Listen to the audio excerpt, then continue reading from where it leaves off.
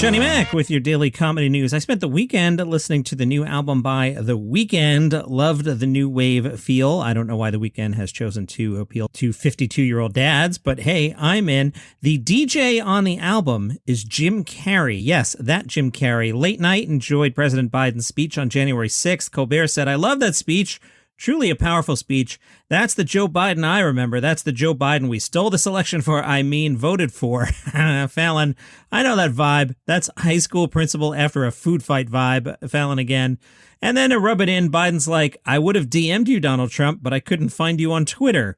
James Corden announced that he has tested positive for COVID-19. This on Thursday. On Instagram, Corden said, "I just tested positive for COVID-19. I'm fully vaccinated, boosted, and because of this, I'm fortunate enough to say that I feel completely fine." They canceled the shows for the rest of last week and said to tune in tonight to see what cool location will try to pass off as a studio. John Mulaney has finalized his divorce. He has signed the papers. It's done. It is over. This puts a wrap on things. John Mulaney and Anna Marie Tandler began dating in 2010. They got married in the Catskills in July 2014. In May of 2021, Mulaney confirmed they'd split with Anna Marie Tandler after 6 years of marriage. His spokesperson at the time said John will not have any further comment as he continues to focus on his recovery and getting back to work. Anna Marie Tandler at the time said, "I am heartbroken that John has decided to end our marriage. I wish him support and success as he continues his recovery." Let's see, May 2021. If you were to get somebody pregnant in May of 2021, let's say June, July, August, September, October, November, December, January. I got February of 2022. That math doesn't quite work, does it, John Mulaney? Speaking of marriage, is Ricky Gervais considering getting married? He is approaching the 40th anniversary of his relationship with Jane Fallon. Why have they never gotten married? Ricky says, "What's the point? We share everything anyway." Well, there could be a point. The tax bill. If one of them dies, the other could end up with a huge tax bill for their share of the pair's house. Ricky said, "Now that's a good practical reason to do it. That's what we would do." Interesting slip there. They don't have children. We mutually decided we weren't interested. The question is, why do you have children? If you're bringing life into the world, you better have a good reason for it. It's not that I'm anti-marriage. It's just that it's never particularly interested me.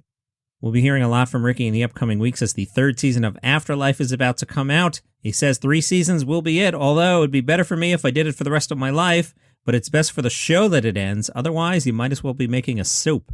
TalentRecap.com, your home for comedy news, caught up with Josh Blue and asked him why he talks about his cerebral palsy on stage. Josh said, "There's a few reasons I talk about it. Number one is I've learned if I don't mention it after a little while, the audience is like, does he know he has that?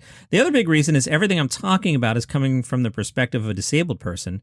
This is all I've ever known, so I guess there was a point in my career where I tried to do my show from a Southern Belle point of view, but that didn't come across well." From the SC Times, comedians Mary Mack and Tim Harmston, they're married and they're touring together. Mary Mack said, "We're getting older. We're sick of not seeing each other. It's been fun. We've had a good creative burst in December." They did a show in Chicago. Mary Mack said they spent the entire car ride talking back and forth and writing new material. It's a lot like marriage. You can't have everything your way. You have to listen. Your spouse might skip around in the joke, and you have to give up some lines you really wanted to do. If there's a new idea or new direction, we'll go with that story or bit. She likes to work off script, and she knows the audience can tell it makes her husband cringe. In my mind, having a really unique, silly moment that wasn't scripted, it's something you and the audience share in that moment. Nobody outside the audience shares that moment. The audience can tell when I'm doing it, and they kind of enjoy watching Tim squirm like I do. Harmston is focused on getting his new material out on YouTube and has found a niche doing company parties and banquets. Mary Mack is a voice on Solar Opposites, a show I love, and is working on an album she expects to release later this year. Jim Gaffigan spoke to the Daily Beast about being edgier. They were like, "Hey, Jim Gaffigan, you don't curse up a storm or anything," but seems like you got into more controversial territory on this latest special. Jim said, "I would say this. We've talked about the clean thing before, but nobody's going to see a comedy show just because somebody doesn't curse. Nobody's saying, hey, we got to see this. This guy's not going to say S word or F word. That doesn't happen. I've noticed this on Netflix with the comedy specials. Jerry Seinfeld isn't necessarily as irreverent as George Carlin, but it's his point of view. All comedians have a certain irreverence. So these adjectives they put next to these comedy specials are a mischaracterization in a way. All comedy has an element of surprise, but I think it's unfair to say Jerry Seinfeld doesn't have an edge to him. He does, because without the edge or point of view, it wouldn't be funny at all. Is my comedy goofy? I guess so. Is it political? Now I sound like I'm being defensive, but to answer your question, I would say there's a relationship a comedian has with an audience that has to evolve. The great friends we have are because we have great conversations with them and we challenge each other. So I mentioned I've been doing the show from London because otherwise, how would I possibly have seen Toast of Tinseltown? I've watched the entire season, liked it a lot. I hope you have an opportunity to come to London like I did and watch Toast of Tinseltown as soon as possible. A lot of great cameos in there. Fred Armisen crushing it. I don't want to talk too much about it because I think like 3 of you have seen it so far. But when you get a chance, Matthew Berry's Toast of Tinseltown, absolutely watch it. The other thing I'm into is Jimmy Carr's game show. I literally just told you. These you can find on YouTube. And I shared an episode Friday night on the Facebook group, Daily Comedy News Facebook group. That show is a lot of fun. So if you haven't seen it, it's like an hour long. And along the way, as the game show contestants mention things about their life, Jimmy Carr will ask you a question. For example, right now, Jimmy Carr might ask you, what album was Johnny Mac listening to yesterday? And the answer came up previously in this podcast. Do you remember? Because we said it. I literally just told you. See, that's how that works. I think somebody needs to option this for America. I think Drew Carey would be a great host for an American version. But check out the British version. It's not like it's too British or anything. And Jimmy Carr is always funny. I literally just told you. You will find it on YouTube. While I'm here in London, because how else would I have seen Toast of Tinseltown, I'm checking out Chortle, and they have the comedians to watch for 2022 promoters. Pick their most tipped acts. Good Kids. Kieran Ahern and Tom Dowling are extremely able performers, and the song they close their set with piled joke upon joke and comedic flourish upon comedic flourish. When they finished, the audiences exploded with applause. That sounds fun. Lily Phillips. As well as her iconic Chappellian jumpsuits. Does Dave Chappelle wear jumpsuits? I've never noticed that. Yeah, I guess he does. I'm looking here at an article on Spotern.com. Green olive unlined coverall jumpsuit worn by Dave Chappelle in Dave Chappelle Sticks and Stones. I always thought he was just wearing an army jacket with a Chappelle C on it. Anyway, you can get this on Amazon for $37.17 if you want the Dave Chappelle look. Where were we? Lily Phillips wears Chappellian jumpsuits and shares the American comic's ability to be exceedingly engaging and has a masterful tact for turning crowds to hysterics. Last year, she was a BBC New Comedy Awards finalist. Ian Smith was nominated by David Harcastle of the Museum of Comedy. Wow. He says our Monday Club at New Material Night is always pretty high on quality, but he's a standout every time, whether he's doing actual material, ad-libbing, or just messing about. That's my favorite kind of show. I can't remember the last time I saw him not be the best on the bill. Any bill. Okay, that guy's name is Ian Smith. Let's check him out.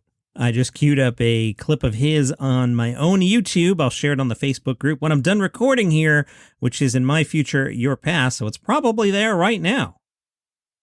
Facebook group, Daily Comedy News Facebook group. Rudy Lee Terua. In the past 3 years, the head-tattooed, half-Maori, half-Aussie Rudes has exploded onto the Australian comedy circuit, where he now headlines some of the best and toughest gigs. He was a finalist in the Melbourne International Comedy Festival's Raw Comedy Competition. He's a stereotype buster. What you see is definitely not what you get. He plays heavily on the juxtaposition of his indigenous heritage, his typically white bogan day job of driving monster trucks around the world's largest mine, and guess what? His sexuality. That sounds like fun. Let's see if I can find a clip by him. Nope, unfortunately no. All I'm finding is a clip of him talking. And one more, they picked Sami Abu Warda, a magnetic performer. His clownish characters radiate with a luminescent glow. Thank you, Chortle, for that. And from the Herald News, on Thursday's episode of Conan O'Brien's Conan O'Brien Needs a Friend podcast, they chatted with a longtime fan about the guy's work as a tour guide at the Lizzie Borden house. The fan invited Conan O'Brien to spend the night. Turns out Conan is a true crime fanatic and quite familiar with the Borden case, dropping knowledge bombs on his co-host about the world-infamous unsolved murder of 1892.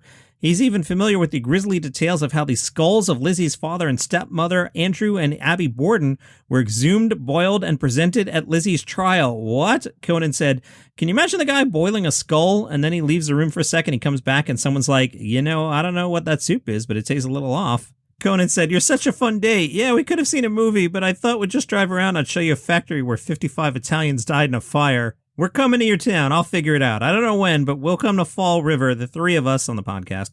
I swear to God, we should podcast from the house where these terrible crimes were committed, and I would do the podcast dressed as Lizzie Borden, and then I will recreate those heinous crimes. And that is your comedy news for today. Follow the show on Spotify, Apple Podcasts, Google Podcasts, Pandora, Geo7. Hi, Indians. Good pods, wherever you get your shows. See you tomorrow.